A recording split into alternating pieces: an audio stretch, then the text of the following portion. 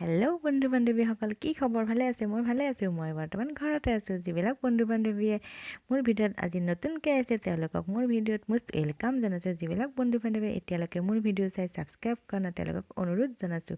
আজি আনিছোঁ সেই দুষ্ট ডিম্ফু বৰুৱাই পিন্ধা এই চাৰ্টটো মিক্স পাটৰে হয়, দেখিছেনে?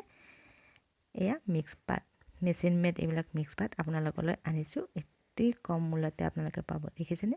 এইবিলাক মিক্স পাটে হয়।